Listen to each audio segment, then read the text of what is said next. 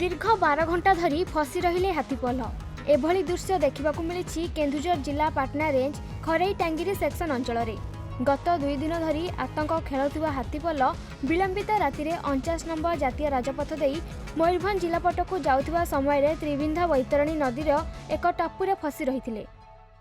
एटा कोनसी नुआ कथा नहीं आमर मयूरभंज आउ केउंझर मझे जो बैतरणी नदी अच्छी सेटा आपण मैंने देखुवे प्राय टाइम हाथी आसुंच किंतु आज गोटे आश्चर्य दृश्य देखागला राति 4टा बड़ू लोक कहते कि नदी मझा मझी हाथी सबू रही से लोकर गहली धीरे धीरे बढ़ुंट आउ से भितर आम जेहेतु जाचु कि गोटे छोटिया छुआर से गुड डैमेज अच्छी के सी से हाथी पड़ अच्छी कौन सी आड़ गोटे माने गति नहीं पार नहीं मयूरभंज आड़े बर्तमान संग मुहिबाई दृश्य अच्छी किंतु लोकर गहड़ी जेहेतु चारिआड़ अच्छी दिन बड़े से मुहिबे कि नहीं से कहवाटा मुस्किल जेहेतु आम देखीचु आपण मैंने प्रेस बंधु मैंने सदाबड़े से कवर कर उज्जवल भविष्य कि कौन सी प्रकार क्षय क्षति होना आमती तो प्राय जगार खाद्य अभाव कारण से खाद्य एड़े सड़ू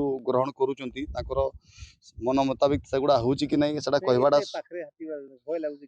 भय तो सेमती किसी ना कौन ये मयूरभंज बॉर्डर क्रॉस करा पर गोटे बड़ जंगल अच्छी से माने सहीठी जीवा आसबार रास्ता गोटे तय होती नदीर उभय पार्श्व हाथीपल को देखा लोकों भिड़ जमी रही।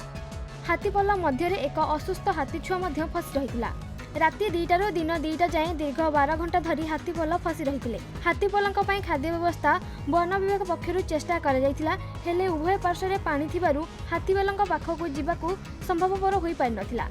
हाथीपल नदी में जल क्रीड़ा करुवा बेले एही मनोरम दृश्य को स्थानीय लोके बेस उपभोग करथिले।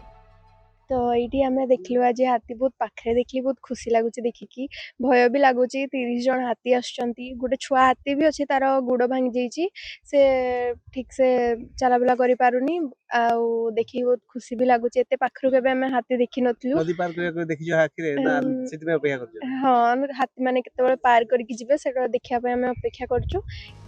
केन्दुझरु मनोज घिसिंग रिपोर्ट खबर ओडिशा।